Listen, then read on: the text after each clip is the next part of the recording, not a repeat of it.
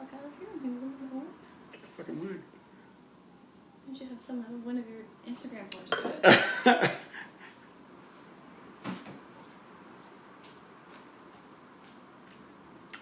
Hey everybody, just waiting for David to come on here. He'll be on in a bit, but thanks for joining. Hey Sue. Hello, hello. Hope everybody's doing well. Thank you. Or you cut yourself. No, I cut myself shaving today, so I got a little cut right there. Hannah, how are you? Good to see you. Hannah, I'm not drinking Starbucks Oyster. There's David. Let's see if he can figure this out. If not, I'll request him. There he is.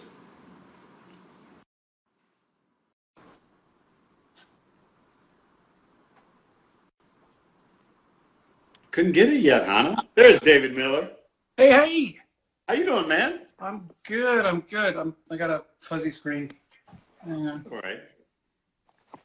Clean it off. Uh, Could be, maybe if you go the other way around, so the light is behind you. I mean, in front of you. And then turn it. Oh, that looks gorgeous. Wait, what? No, So turn it around so the camera, the light is. There we go. There we go. There we go. How are you? Good. How you doing? I'm doing all right. It was such a beautiful morning here, and then it just got. It has to be like 50-mile-per-hour winds. It's insane. Yeah, we had that up here. It was really beautiful in the morning, and then it just got really cold, overcast, and I thought it was going to rain again. I was hoping it wasn't, and then it didn't. It's fined up quite nicely out. Yeah, it's beautiful. But you already got a drink. I was waiting. I got my drink going. You got a little margarita? Gonna make a margarita. Margarita. So all of David's fans, so I'll say a little bit about how we know each other while you're making your margarita, and then you can spin. So David and I met about 17 years ago, a little over 17 years ago. We did a production that Baz Luhrmann did of La Boheme on Broadway, and David was Rodolfo, the tenor, and I was Marcello, the his cohort, baritone cohort. Cohort. Good word. So that's how we got to know each other, and which was an amazing experience, life-changing experience for both of us. And then I know, you saw Bohemian previews. The Kern was great. Nice. And then, you know what? I know I've heard this story a little bit, but do you want to give us, it can be as long as you want it, but how you got into Il Divo when we were in LA? Right. Well, it hang on one second. I can't do two things at once. I'm a tenor. Okay. There we go. It's not very margarita looking. It's actually seltzer water and some lime, but cheers. Cheers. Okay. So when did it all first start? So Bohemian Broadway had closed on Broadway, and then we remounted in LA. Yeah. And then as that show was coming to a close, I left a little bit early to go sing a show in Italy, to sing a Rigoletto in Piacenza. Yeah. And while I was there, an event happened that is not entirely uncommon in Italy, in the opera world. They're very protective of their art form. And sometimes they can get a little antsy when foreigners are singing their music. And I kind of caused a little bit of a scandal in the town and was let go from the production because it was just too small of a company to handle scandal, and there's like whole centuries of history around this, claques and all of that. So a claque, which is a group of people who basically just show up to either cheer or boo the person that they love or the person that they hate. And a claque showed up. They were out to get me, and they just booed every single time I opened my mouth. Are you kidding me? I didn't know this. It's just a thing. Holy shit, that's amazing. And it was the longer version of the story. I'll do the longer version. I don't really tell this one very often. I had some friends who came for the second performance, and they were in the audience, and they spoke Italian. And on opening night, it was a big scandal. And they were there for the matinee of the second performance. And they were speaking to people, and just everyone was like in the lobby. They were gunning for me. They were ready. It was like they brought their tomatoes. Oh my God. Yeah, yeah. And they started speaking with them. So, well, why don't you like him? Well, it's because he's American. Blah, blah, blah. Well, you know, he's got kind of a distinguished career. He just did the Baz Luhrmann La Boheme on Broadway, blah, blah, blah. Anyways, they made friends. So I go out to do the second performance, and I sing the first aria, Questo Quella.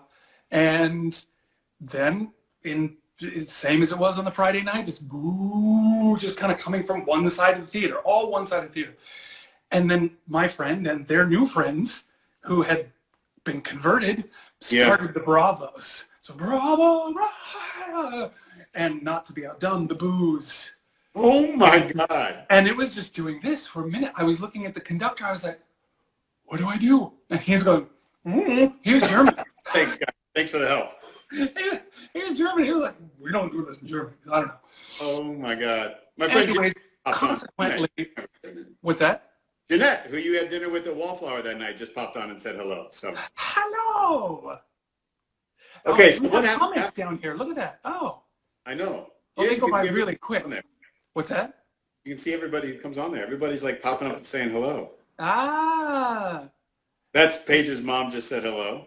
Ah, fantastic. They go by so quick. They do. They do. So what happened after?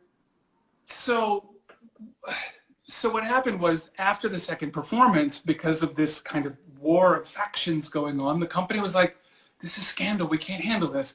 And they said, we're going to have to let you go from the production. And so I was like, oh, what do I do? And my agents, they sent me on an audition tour of Europe. I had yet to do one anyways. So they were like, all right, we're going to put you on a train. We're going to kind of work you across Europe and heading towards the UK. And they, as it happened, they found me a covering position at the Opera Bastille for Roberto Alagna in Manon, de Massenet. And I was there for a good 4 weeks. And while I was there, I heard about the audition for this group that an English record company wanted to put together opera singers singing not opera. And that's as much as I knew. And I showed up to the audition. They did the audition in Paris. And I showed up, and I guess I'm not quite sure how, but it was Sebastian's audition as well. I think I crashed his audition, or he crashed mine. I don't know. I'm not entirely sure.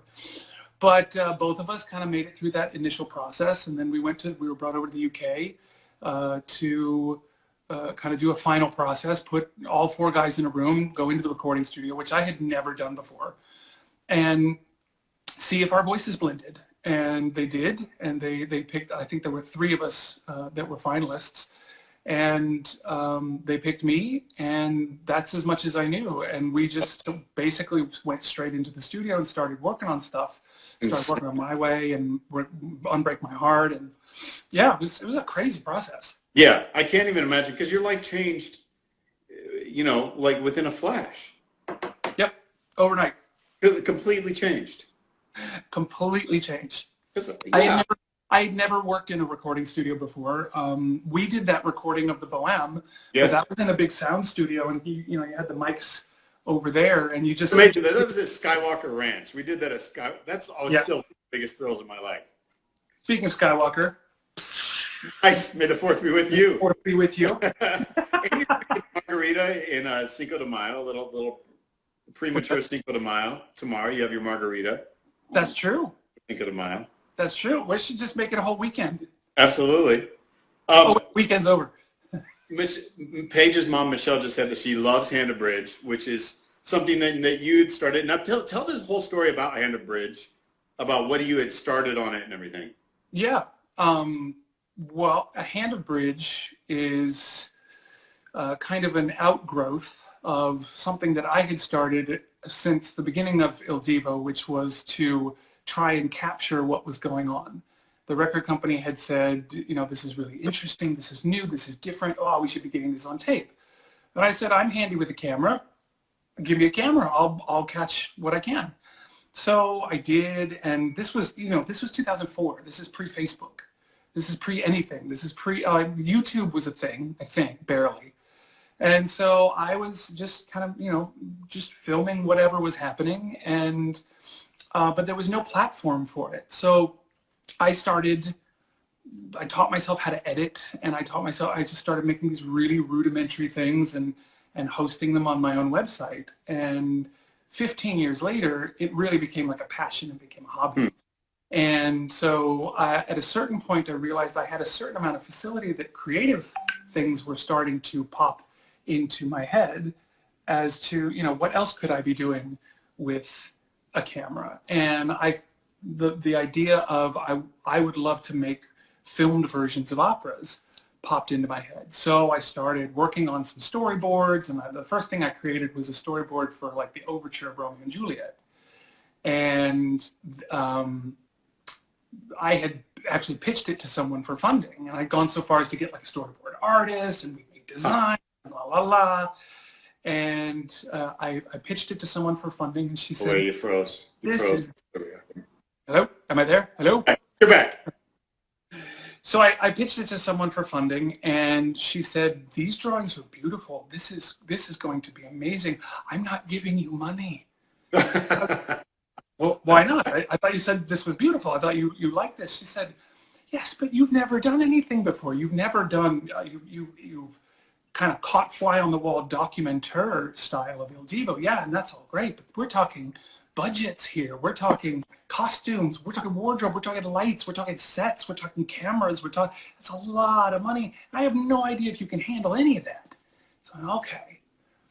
And I said, "Well, what should I do?" She said, "Well, why don't you film a scene or something? Film, you know, something short or something bite-sized, and we can see what you can do with a camera." And yep. So that's when I got the idea of Hand to Bridge, which was actually my senior directing project in college. Oh wow, David! I had no idea that's what got you to do this micro opera. Which, if anybody who doesn't know, it's only 9.5 minutes or something like that. It's the shortest opera in the repertoire. Yeah, it's fantastic. And yeah, and it was actually my senior directing project at Oberlin. I stuck around, and I was there for 5 years. Got a master's as well, like condensed it all into 5 years instead of 6. Yeah. It's like the benefits at Oberlin. And so it was a master's about the theater, and I had to do like had to take costume design, had to take lighting design, and had to take directing. And I had already started working. I was playing, in my final semester, I was playing the first armored man in Magic Flute. Nice. Up at Cleveland. And so I couldn't be there for rehearsals, and I couldn't be there for the final performance. So I struck a deal with the teacher. I said, "How can I don't want to fail this class." And she was like, "Do you know anything about film?" I was like, "I'm handy with a camera." It's like a running theme in my life. So we struck a deal, and I borrowed my my voice teacher's big old VHS camera, yeah. and put it together, and so that was almost 30 years ago at this point. Holy so I crap. dug that out. I was going to show this to that lady. I dug it out. I was like, "Oh, I've done that. I filmed an opera scene." I dug it out, and I went, "I can't show this to anybody. No. This is terrible." Oh my gosh. So I will recreate, and I will put up the cash to recreate this thing and pull all these people together. And I started with the whole storyboard thing, and I showed that to the first person who saw that was Frank Boren, who he was directing our TV commercial for Amor y Pasión on that album for Il Divo. And I said, "Hey, I really love what you're doing. I'm trying to get into this. I have a project I'm working on. Can you point me in the right direction of what's my next steps with all this?" And I showed him the storyboard, and he was like, I'd love to help you pull this project together. So that's how that relationship started. That's fantastic, man. That's the one thing I have to say, and people who know you and know what you do, and they know how much work that is, but what I respect about you is that when you're not working on Il Divo stuff, you're constantly working on something. There's just something that fuels you in a fire, that you don't just sit around and drink like me. you always have something going on, and you're always like exploring different avenues. And I think that that's been something that's so cool. Somebody asked where they can see the film. Is Handlebridge out right now? Handlebridge is not yet out.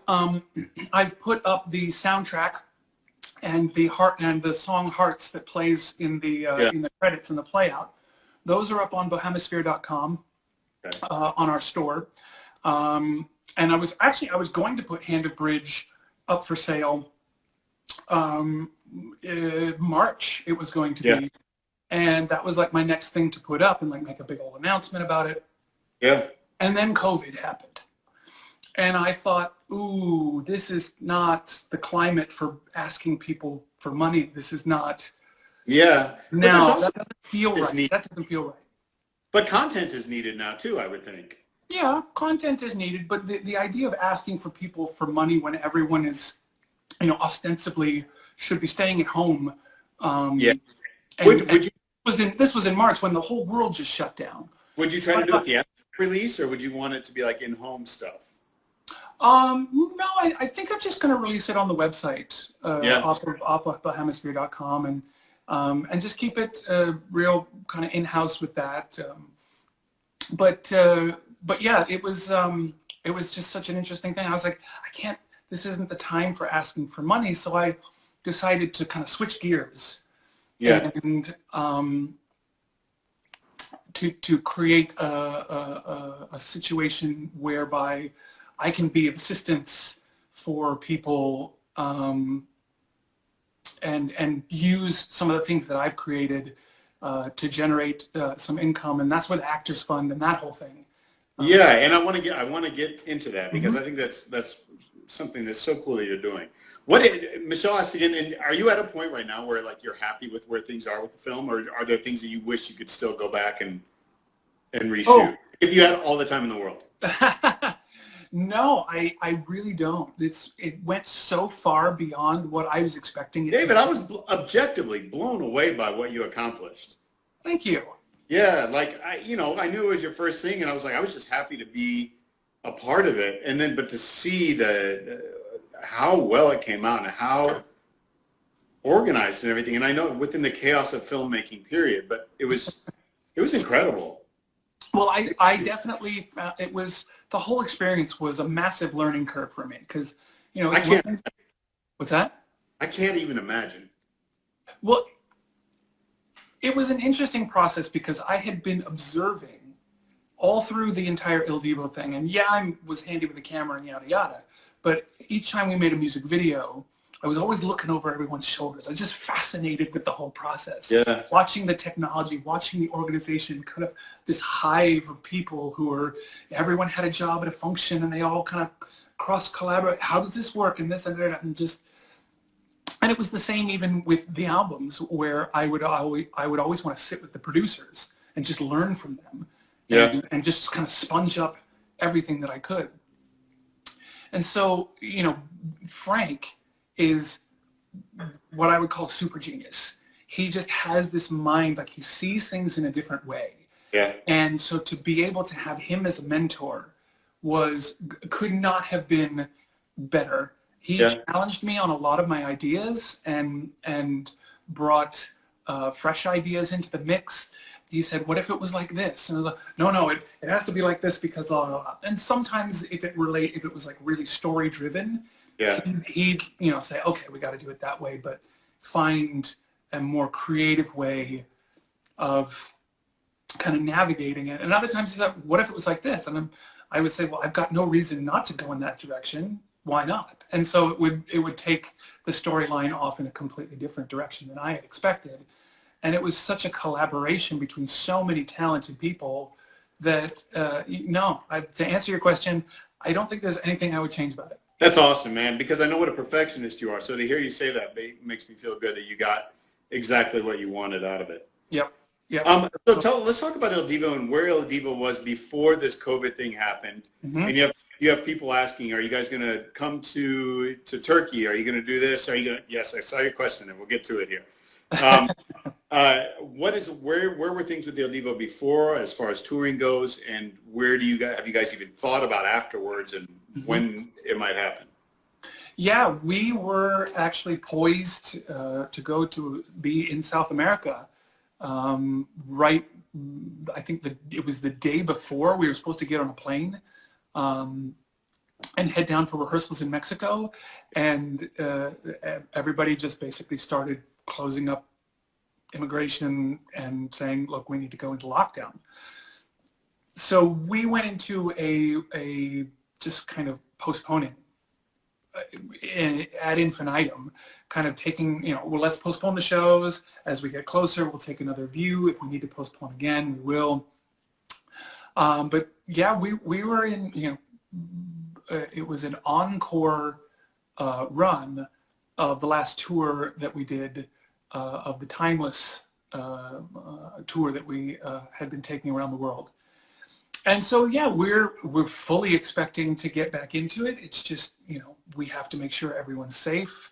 Yeah. That we don't run ourselves into any sort of logistical health you don't situation. Talk anywhere or it's. And we have been working on another album as well. Okay. Good. So in the middle of this, we've been cultivating and crafting a new album, and that was meant to come out this summer, and we were in the process of kind of finishing up things with that, and then COVID hit, and it was a crazy situation. Our producer Alberto Quintero is Spanish and lives in Spain, and he, when they went into lockdown, it was like military lockdown. And you cannot leave your house unless you have proof that you're going somewhere, and you have to go there and you go home and that's it. And he couldn't get to his studio to continue the work on making the mixes and things like that. So again, just postponed until such time as we can, get things back on track. So I would assume that like an album coming out there's a lot better chance of an album coming out sooner than later, whereas the concerts, people are asking if the concerts will be rescheduled, but I think that's a secondary or tertiary question right now. First is like, when can any concerts of any kind be happen again? And then you have to figure out scheduling and all that stuff. So there's so much up in the air right now that it doesn't even, asking that question doesn't even really make sense because. Well, we're continually asking the question anyways, because yes. we're ready, and anxious and hoping and hopeful to get back to all of these places. We love being on tour. We love going to South America. And it was really, it was one of those things. Carlos was already there. He was already in Mexico ready to start rehearsals, and we were about to fly in, and it was like, should we risk it? Because there was only a handful of places that had really closed up tight. It was like, can we work around? Can we navigate? Can we still do this? We really were trying to get to those places. Yeah. Because South America, we love South America. The people go absolutely, forgive my French, ape shit. Yeah, they do. I love it. Because so much of our music, we sing in Spanish, and they love it. It's tunes that they know, and they are a wild crowd. That's so awesome. Vocal, so into it. All just like from the minute the lights come up, it's just wow. Much fun. You feel like Elvis or something. Oh, that's amazing. Yeah. So fantastic. So so somebody asked about a solo album, and then we can kind of segue that into what you've done. But what have you been up to now in this time off? Besides guacamole, watching Sarah make bread, you're gardening. She makes the best sourdough bread. That's amazing. Better than any store-bought, better than any restaurant we've been to. I kid you not. We have to bake 2 loaves now because as soon as they come out of the oven, one is gone. David has that, and then we have the other one kind of lasts for a week. just a little salt and some butter, and that's all I would need on that stuff. Oh my God. Yeah, it's amazing. Good. But yes, and also gardening. I've been teaching ourselves about that. Started with a few herb plants that were already, get them in the store, like a basil plant or rosemary, and repotting those and cultivating those and learning about different kinds of soil. Yeah. And then she started a kale, kind of putting seeds. That was hilarious, actually. Amazing. And they look great. Like I'm salivating over that too. But yeah, I have been working on a solo album, and been doing it kind of in between all of the Il Divo album works and in the touring, and it's actually been, I think 2013 was when I first started the idea of having a solo album, and my conductor Stephen Mercurio, he and I kind of hatched this plan of creating an album of French artists. And almost immediately on the heels of that, I started I have creative ideas popping in all the time, and I don't really ever slow down. I mean, you said that before, but yeah, it's almost like a mania sometimes. It's just like creativity, and I fully, give all credit to that towards my mom. yeah. My mom and dad. My dad has passed, but so my mom, if you're listening, it's all because of you. I haven't seen your mom in ages either. Hi, how are you? She always encouraged every creative thing that I was ever attracted to, whether it was musical instruments or when I found my voice or wanted to go into theater. Yeah, she was always encouraging of that. So I just took that love and encouragement and kept running, and I never stopped. That's awesome, man. That's so cool. Yeah, so we 2013, we started that French album, and then almost on the heels of that, the idea for Hand to Bridge popped in, that whole movie thing. And that went through its course, went through 30 different film festivals, and did very, very well. And I was in the process of creating my first feature film of the opera Pagliacci. And we had gotten to a certain stage where the next stage required a different caliber of funding than I was able to do myself. Sure. And so that kind of got a pin put in it, and then it was like, wow, didn't I start an album 4 years ago? Wasn't that a thing? So I dug that all out and started working on that again, went into the studio, and a funny thing happened. The first version that came out, it was okay. It was okay. The high notes were there, the voice was there. But I did not realize that 15 years of singing with a microphone and 15 years of singing with in-ears as well. Yeah. It was mostly the in-ears. It wasn't so much the microphone, it was the in-ears. Yeah. Having your ears basically plugged and having, sound go into them and giving you a semi-accurate sense of your voice in space. Yeah. It was only semi-accurate. You actually disconnect from the bodily function of singing, and you start listening so intently. And this, especially classical singing, it's like it's a body experience. Yep. And just this started doing different things, and nothing was unhealthy. It just was not the same as I was expecting it to be, and I couldn't figure out what it was.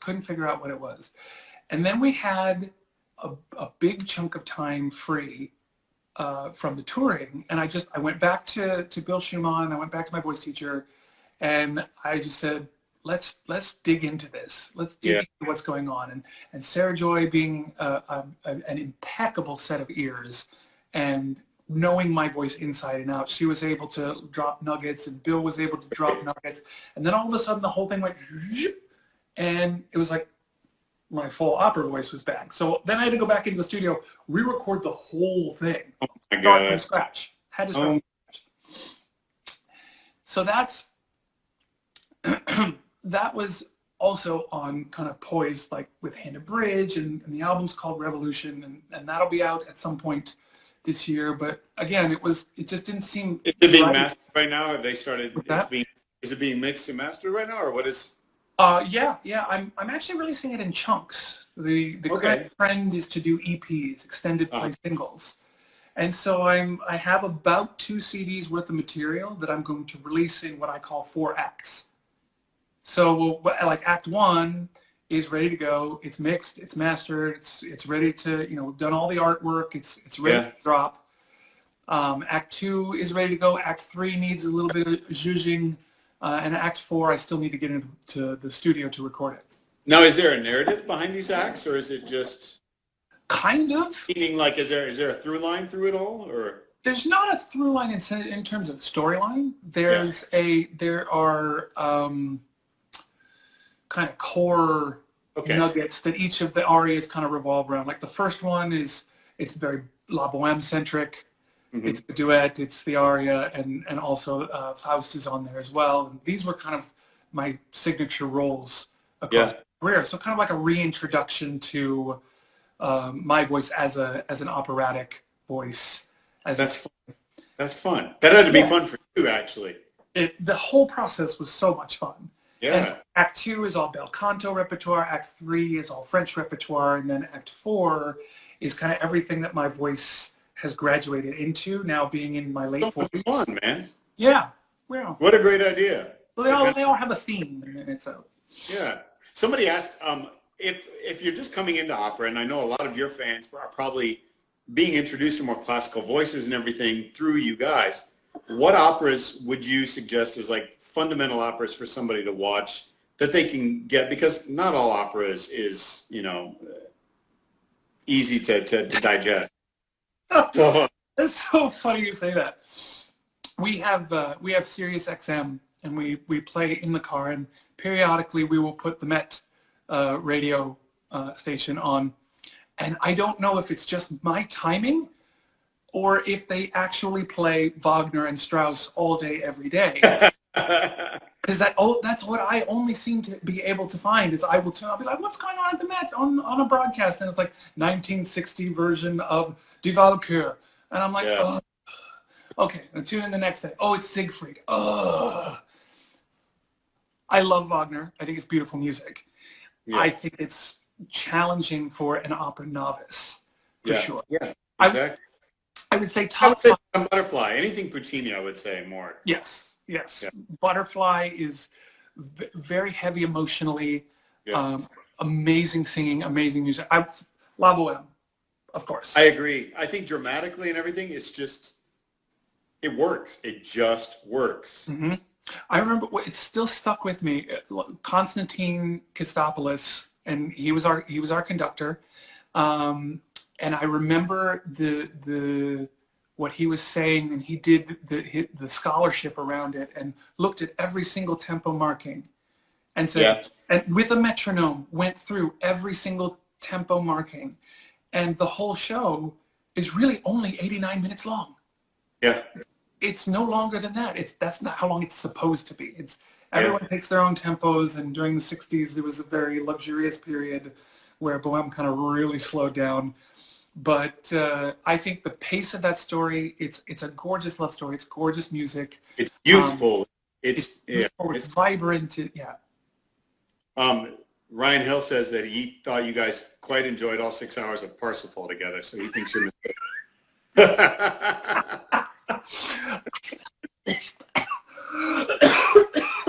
David's gone. He's down. David down. Divo down. Divo down. I fell asleep. Did you really? I mean, I think you're not the first person who's fallen asleep at that.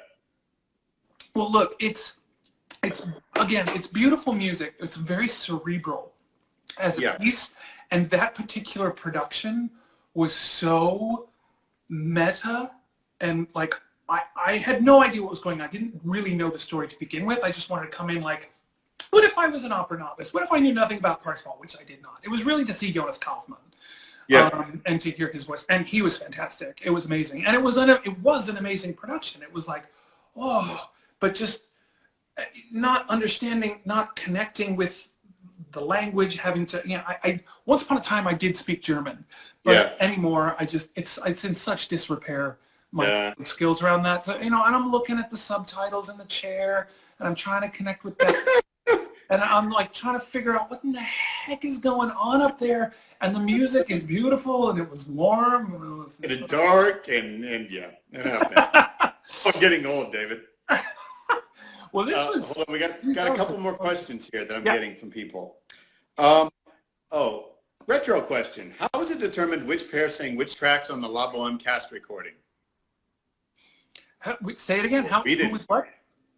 How do they decide who sang what tracks on the La Boheme cast recording?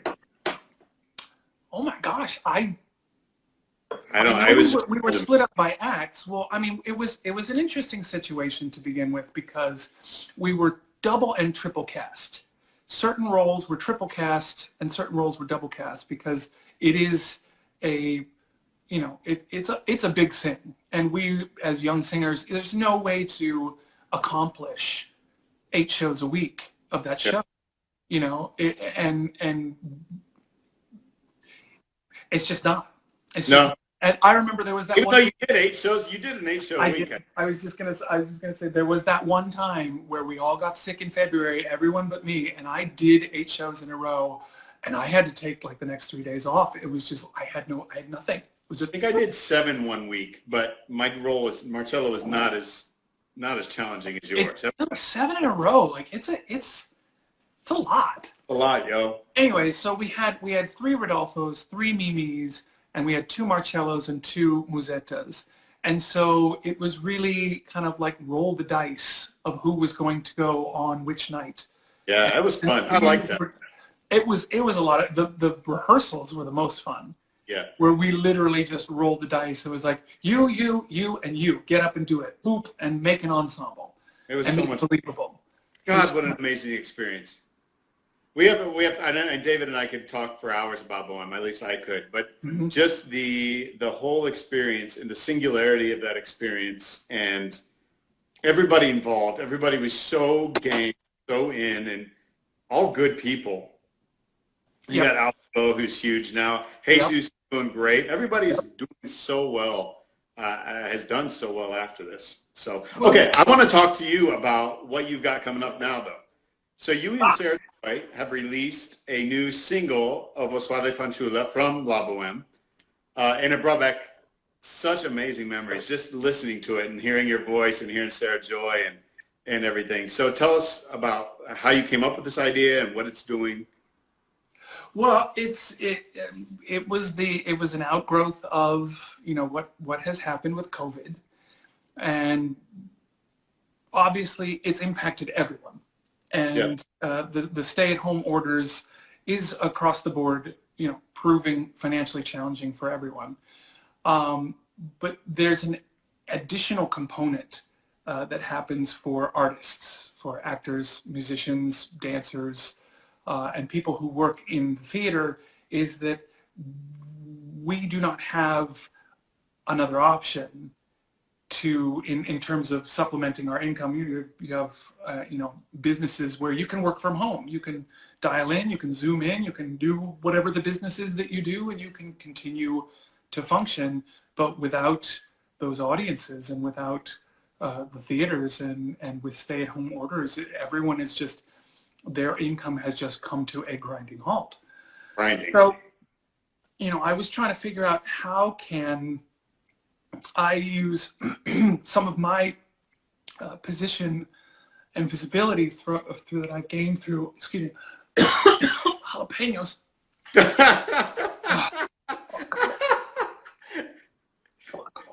Okay, I'll wait till I'm done talking and have more guacamole. To use kind of this visibility that I've gained through Il Divo, which is like, you know, something that I could never have imagined happening when I was in La Boheme. I mean, your fans are amazing. They're all signing in and saying things here. You have the most amazing fans. I do. Yep. We have people all over the world. I know there's people in Japan who woke up early. Right. Thank you guys so much. And, you know, people in the UK who are waiting to go to bed because they're watching this, and in Europe, it's amazing. Thank you all. First of all, thank you all for showing up and watching this.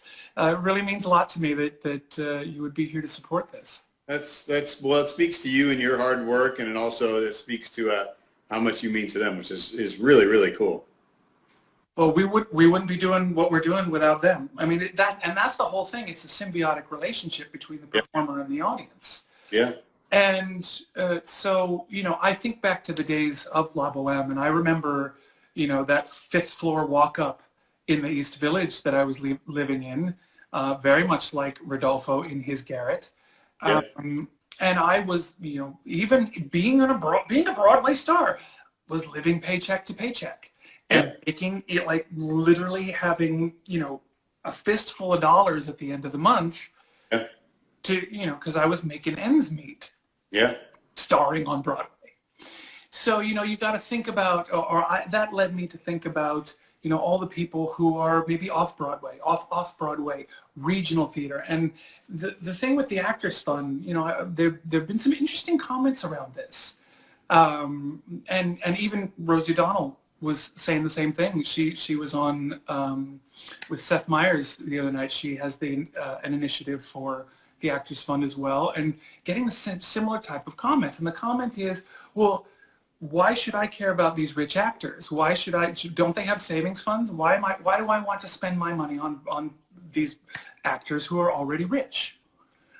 And what I think a lot of people don't take into account is that the Actors Fund services so many people across so many genres. I mean, it's dance, it's musicians and singers, it's actors, it's TV, it's film, and it's not just the people out front. It's all the people who are behind the scenes as well, the costume designers and department and wardrobe, the lights, the riggers, the union, the stagehands, stage management. All of these people all depend on their livelihoods depend on whoever for every Pavarotti who's out there, there's at least 100 people behind supporting that person out front. In Il Divo, we have a crew that travels with us, but we also pick up crew on the ground local. We pick up local orchestras. And all of these people can't do anything. And it's not even just now. It's going to be a long time, David. Like, I'm worth looking at Broadway at least, and I don't see anything on Broadway happening for at least the next 6 to 8 months, at least. I think there's obviously a lot of instability right now. Yeah. There's a lot of nobody knows what the future is going to hold. I did see something semi-encouraging. I heard that in Spain they are looking to reopen things somewhat, and they're looking to potentially open theaters with an audience of no more than 30. Oh, wow. And, you got to start somewhere. Well, yeah, but like for Broadway, the economics of that just don't work. You just can't. You can't produce shows and have a half-empty house. That's when shows close. Yep. So I think it's fantastic what you've been doing. And what sparked the idea? Like, what did you and Sarah Joy just want to sing this together? And then you're like, well, what can we do? Or did the idea benefit somebody come first? The idea was, first and foremost, how can we help?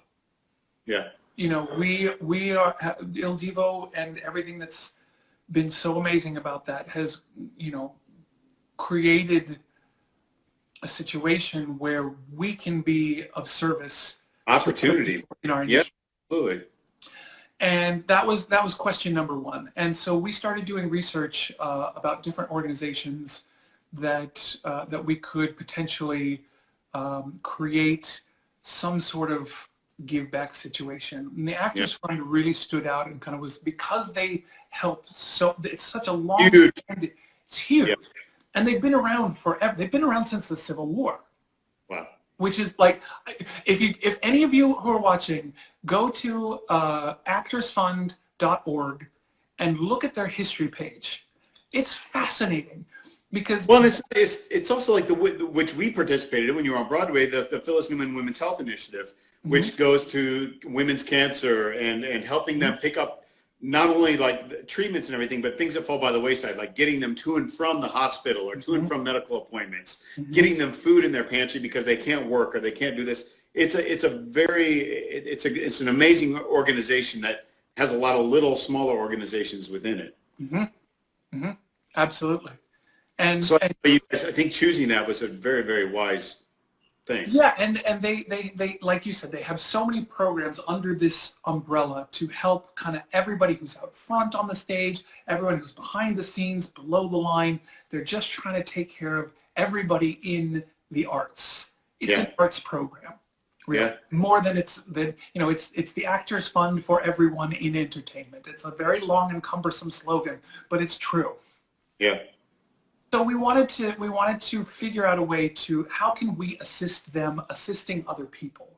And, I have this album that was coming out that is going to come out, a Revolution, and the duet from La Boheme is on Act 1. And so I just thought, well, let's create a situation where we can give this away for people who make donations. That's and awesome. So my sister Deb and myself, we created a portal page on bohemisphere.com where, and it says there up in the navigation bar, if you go to bohemisphere.com, it's cumbersome, bohemisphere.com. We'll both put it in our profiles on our Instagram page. Yes. So if you need to look at this up, we'll put it in our profiles. Yes. So there's a page on there, the Actors Fund page. You click on that, and it takes you to a donations page. And you can choose any denomination that you want. $2 is the kind of suggested minimum, but you can obviously, if you have the means and desire, you can donate as much as you want. And tax deductible too. It's tax deductible. So tax deductible, yes, it is. And once you click on it, and it's credit card payment, and we also do offer the option of rounding up because the credit card companies, they do charge a service fee. It's just part and parcel of having a process like this. Sure. So if you want to round up so that your process fee is covered, we also offer that as an option. And once you click on donate, then your money goes to the Actors Fund. We never see it.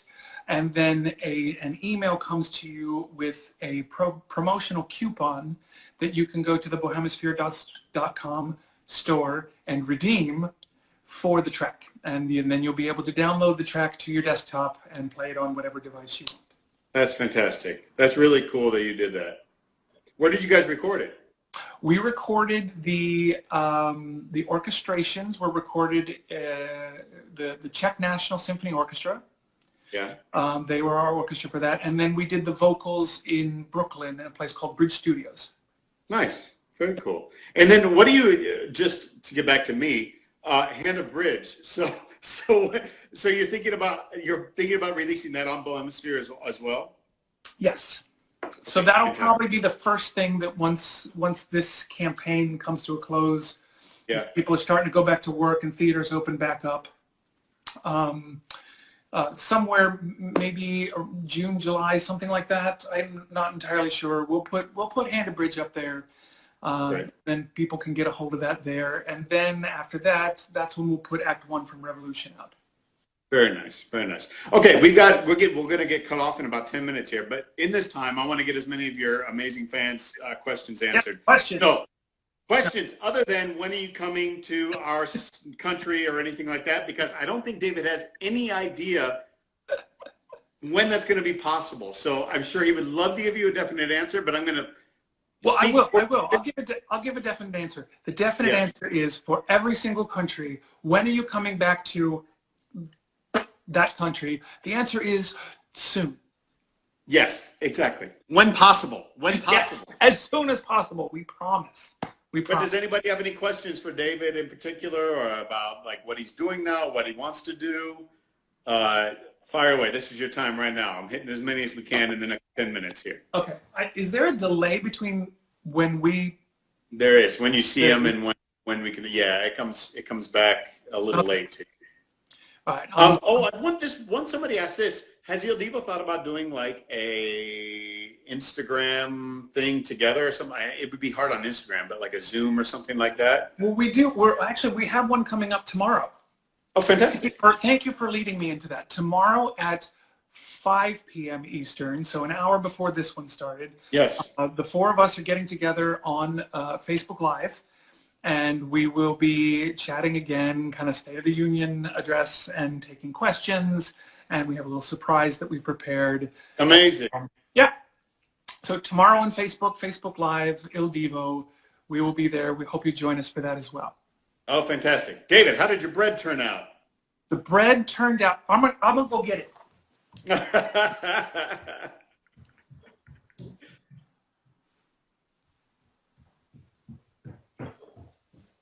Okay. Yeah. Put it in a little bag.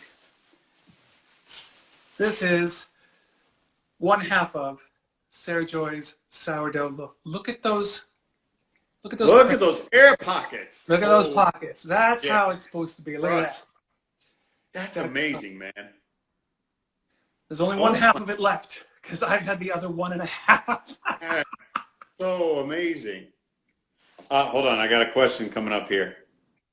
Ben, did you keep the Marcello caulking gun? No, I didn't keep the gun. I have one painting. You have the painting. I don't know where it is now, to be honest. Oh no! Do you have like a storage unit or something? No, I don't know where. It might be with my mom somewhere. Oh, you still have that.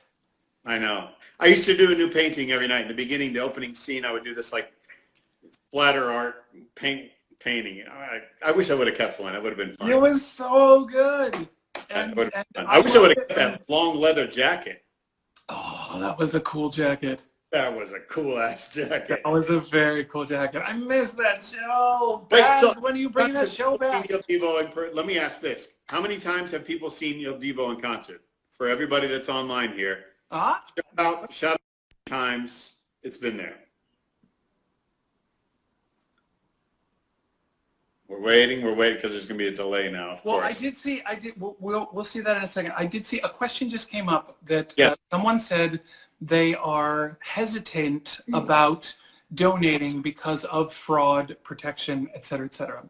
The site that we use is called Donately, and we've integrated that directly personally as a one-off standalone page on bohemisphere.com through Donately, which is a secure portal using a Stripe service, which is a secure credit card trusted company for the Actors Fund. The money goes straight to the Actors Fund. We have tested it thoroughly, and you have my personal guarantee that the money will go to the Actors Fund.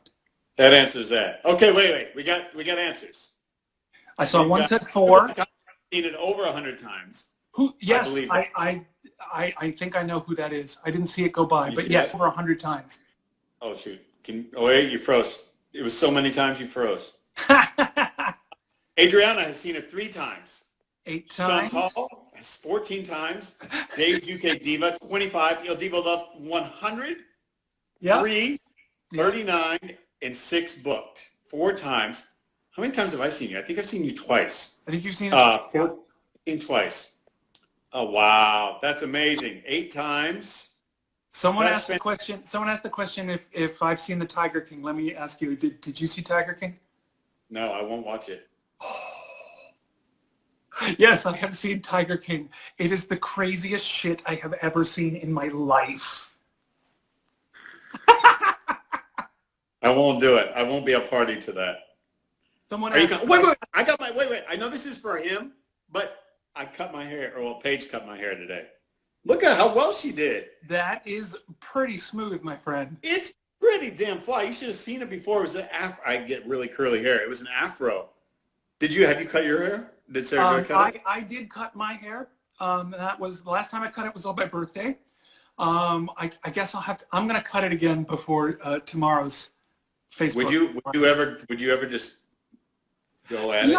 I did that once. I was in a production of Pearl Fishers where they really wanted to do the whole I've seen pictures of that. Have you? I think I have. It was this weird production where they just wanted it to look like all Buddhist monk and stuff, and even to the point so they had me shave my head entirely, and I was wearing these kind of black Buddhist monk look. I kind of looked more like a Jedi than a Buddhist monk, but even to the point where I had very browning makeup because it takes place on a Polynesian island, and I think it's Polynesian. That would never play nowadays, David. By the way, you can never do that. What's that? You can never paint yourself brown and do that now. You can't do that anymore. Can't do that anymore. But I went so far as to put in brown contact lenses as well. That was the director was like, she was so method. You have to be 100% in it. And they took me to get brown contact lenses. But no, I'm not really fond of the bald look. That being said, I don't want to give anything away, but in an upcoming artistic project of mine, it will feature a shaved David head. Amazing. Well, David, we're going to run out of time here, but I just wanted to thank you. Is there anything else you want to say? So bohemisphere.com. I'll put it in my profile. You can put it in yours too. I'm sure it's in there. Yep. But and you can go and make a donation, get the link so you can get the O Suave Fanciulla. Look for your Hand of Bridge coming out on Bohemian Beer, and your album to follow. Yep. And they can get you guys on Facebook Live tomorrow. Facebook Live tomorrow, 5 p.m. Eastern. It was so great to see you, man. I miss you. So good to see you. I miss you. You kept firing all these questions at me. I didn't get a chance to ask you anything. Not about me. I'm gonna have to have you on my show. I'm gonna have to have you on. About myself plenty, believe me. I'm gonna have you on Breadworks, and we're gonna make some. Oh my God, I would love that. All right, give your wife my love. I will do. All right. Thank you, everybody, for tuning in. Thanks, Thank everybody. you so much. Mwah. Bye-bye.